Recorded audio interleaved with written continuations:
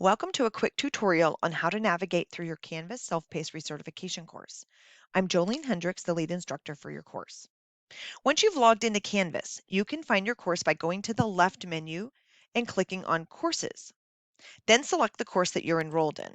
This will bring you to the main page. To begin, click Start Course Modules. The first assignment is the Canvas tutorial, and you can see that it is bolded. Click on the title to go to that assignment.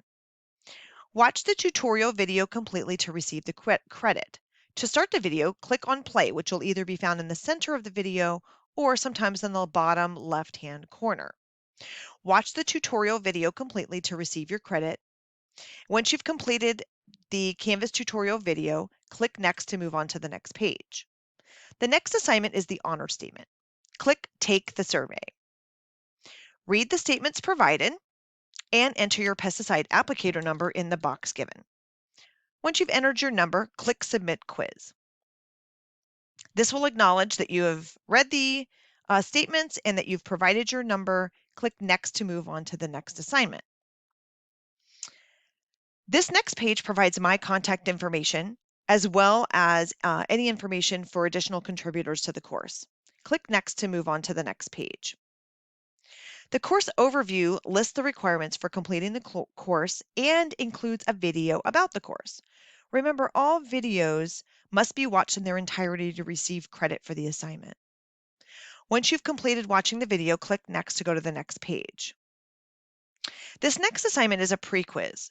You do not need to meet a minimum score on the pre-quiz, but you do need to answer all of the questions. This is just for the instructor's evaluation on student knowledge before they go through the course. To move through the quiz, read the question, click on the answer choice that you would like to submit, and then scroll down to the next question. And you can scroll using your mouse, or you can use the slider to the right of the page.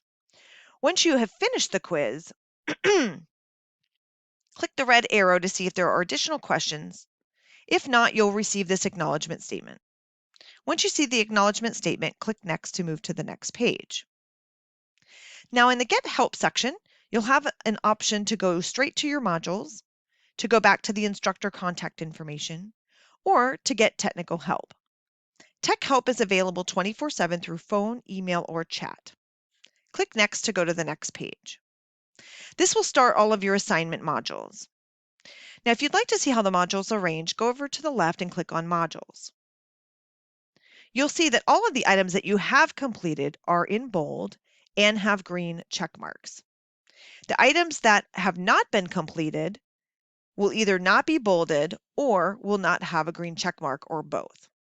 So all of the modules are set up that you must move in order. So you will not be able to skip ahead.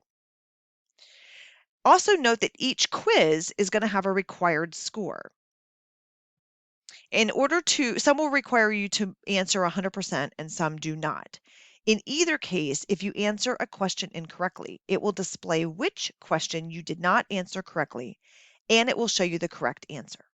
If a quiz requires you to score 100% to move on, you will need to take the quiz over until you have answered all of the questions correctly. The only two quizzes that don't require you to answer correctly are the pre-quiz and the post-quiz. All of the other quizzes will have a required score that you must meet in order to move on. Now, if you go all the way to the end of the modules, which you won't be able to do until you've finished all your assignments, you'll have the post-quiz that you will take. And again, you don't have to score a minimum score on this, but you must answer all the questions. Then you'll also have a course evaluation. This is a required item to earn credit for the course.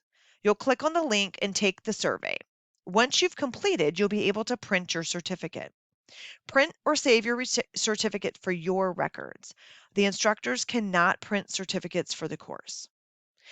Once the course has closed, the instructor will report all of the completions to the Minnesota Department of Agriculture to update your license. This process is taking roughly 30 to 60 days at this time.